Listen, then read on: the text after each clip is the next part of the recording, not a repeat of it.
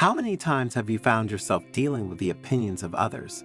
How many times have you felt blocked, inadequate, or even paralyzed by the fear of not living up to their expectations? Would you like to understand how to live without worrying about other people's judgment, free to be yourself and follow your own path?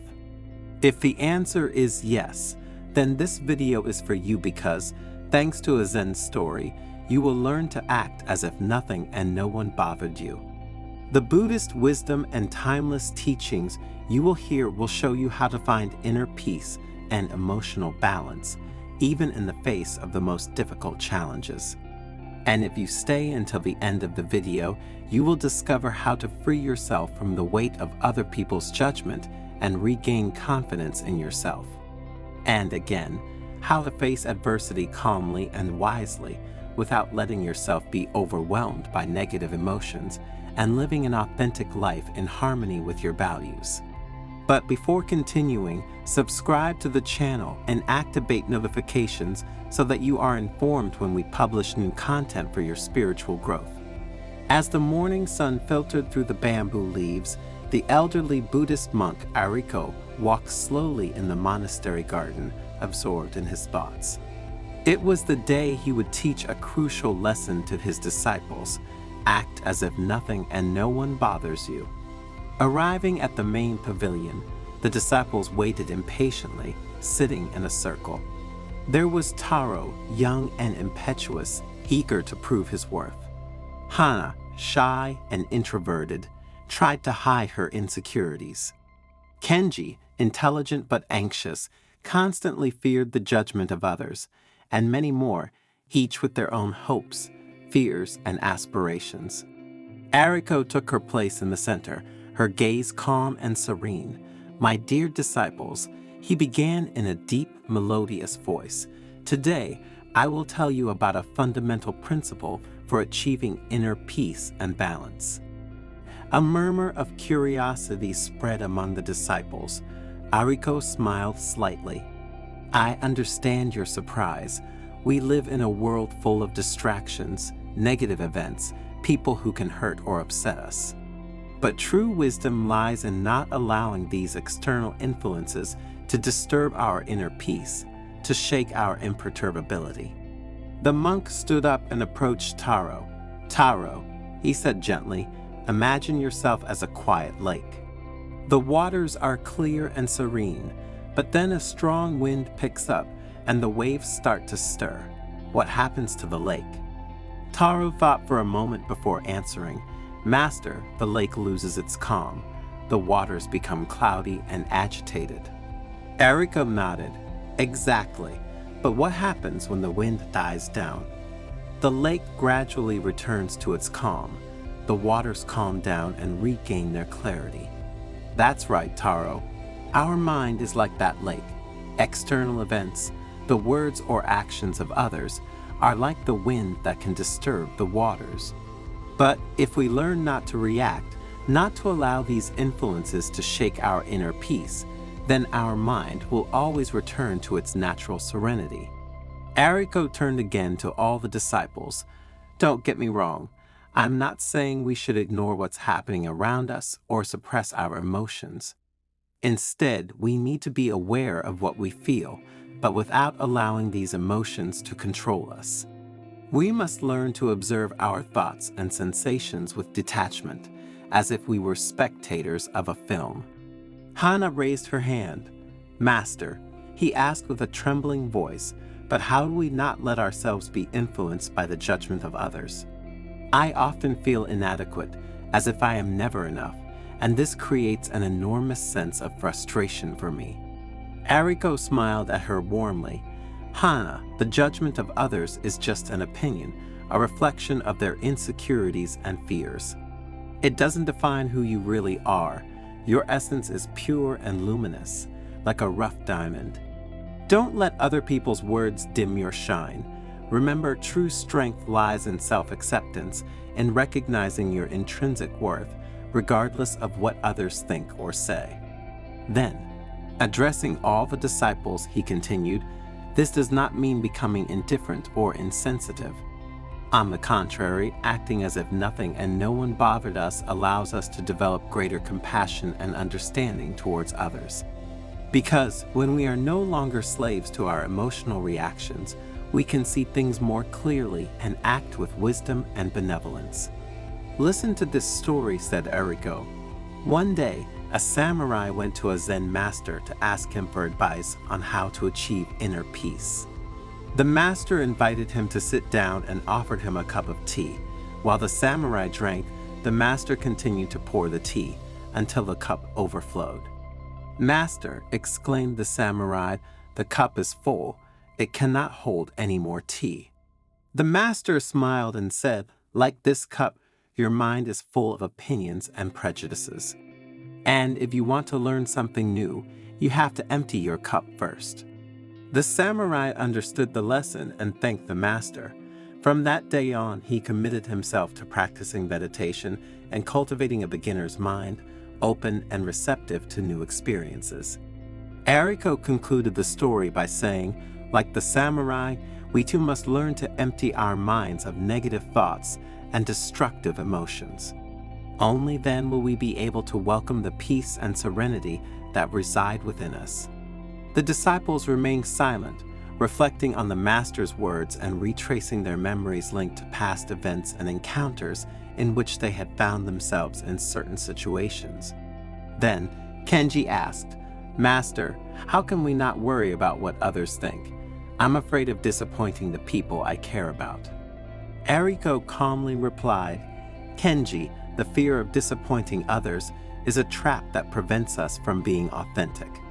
Remember that you cannot control the thoughts and expectations of others, but you can choose to be true to yourself, follow your heart, and live your life according to your values." The monk continued, "Remember, your happiness does not depend on the approval of others. True joy comes from within, from the knowledge that you have done your best and have lived a meaningful life. And if others don't understand or accept your choices, don't let that discourage you. Your path is unique, and only you can walk it." "Master," Taro intervened, "how can we apply this teaching in our daily lives? The challenges are many, and we often feel overwhelmed." "Taro, you're right. Challenges are an integral part of the journey, but they don't have to define us," replied the monk. "The key is not to react impulsively, to take a moment to observe our emotions and choose how to respond. Meditation is a precious tool for cultivating this awareness, but even small daily actions can make a difference. For example," he continued, "when someone criticizes or insults us, we can choose not to respond with anger or resentment. We can breathe deeply, observe our emotions, and respond calmly and compassionately. When we are faced with a difficult situation, we can try to see the opportunity for growth that lies behind the challenge. And when we feel overwhelmed, we can take a moment to meditate, to connect with our inner peace, and find the strength to move forward." "But Master," Ha asked, "what to do when the fear of the judgment of others or the adverse events of life paralyze us, prevent us from acting?" Arìko responded gently, "Ha, fear is a natural emotion, but we must not allow it to control us. When fear emerges, recognize it, welcome it without judgment, and then let it go. Remember, you are much stronger than you think. You have an immense inner strength within you, a light that can illuminate your path and that of others." "And how can we cultivate this inner strength, Master?" Kenji asked. "Through the constant practice of meditation, awareness, and compassion," Arìko replied. "Through studying the teachings of the Buddha and applying these principles in our daily lives, through connecting with nature, with other living beings, and with our deepest selves." At this point, Arìko got up and approached a window that overlooked the monastery garden. "Look," he said, pointing to a blossoming cherry tree. "This tree doesn't care what anyone else thinks. It just blooms, offering its beauty to the world. We too can learn to flourish, to express our true nature without fear of other people's judgment and without fear of the events that happen in our lives." The disciples remained silent. contemplating the beauty of the cherry tree. Arìko's words had touched their souls, awakening a new awareness in them. The sun had now disappeared below the horizon, painting the sky in shades of gold and orange. Arìko looked at his disciples. "My dears," he said in a warm and reassuring voice, "I wish you to find the peace and serenity you seek. Remember, true wisdom lies in not allowing anything or anyone to disturb your inner peace. Act as if nothing and no one bothers you, and your mind will blossom like a lotus in the mud." In the following days, the disciples committed themselves to putting the monk's teachings into practice. Taro, who was previously impulsive and reactive, began to meditate every morning, trying to calm his mind and observe his emotions with detachment. Gradually, he learned not to let anger or frustration overwhelm him, but to respond to challenges calmly and wisely. Hana, who had always been shy and insecure, began practicing self-compassion. He learned to accept his flaws and imperfections, to recognize his intrinsic value and not to seek the approval of others. And little by little, her self-confidence grew, and she began to express her true nature without fear of other people's judgment. Kenji, who had always been anxious and worried, began to practice gratitude. Every day, he took a moment to reflect on the good things in his life, the people he loved, and the experiences that had enriched him. Gradually, his anxiety decreased, and he began to live in the present, appreciating every moment. The other disciples also made progress on their spiritual journey. Some dedicated themselves to meditation, others to the practice of loving kindness, still others to the study of sacred texts. Everyone found their own way to cultivate inner peace and emotional balance. One day, while the disciples were gathered in a monastery garden, Arìko called them to him. "My dears," he said, "I am very proud of the progress you have made. You have learned to act as if nothing and no one bothered you, and this has allowed you to find greater peace and serenity. But remember that the spiritual journey does not end here. There will always be challenges and difficulties to face. The important thing is to never give up, continue to practice and cultivate our inner wisdom. Remember, peace and happiness are not goals to be achieved, but a state of being to be cultivated day after day." The disciples listened carefully, aware that the journey was still long, but confident that, thanks to Arìko's teachings, they could face any obstacle. But what does Arìko's story teach us? It teaches us that inner peace is not a luxury, but a necessity.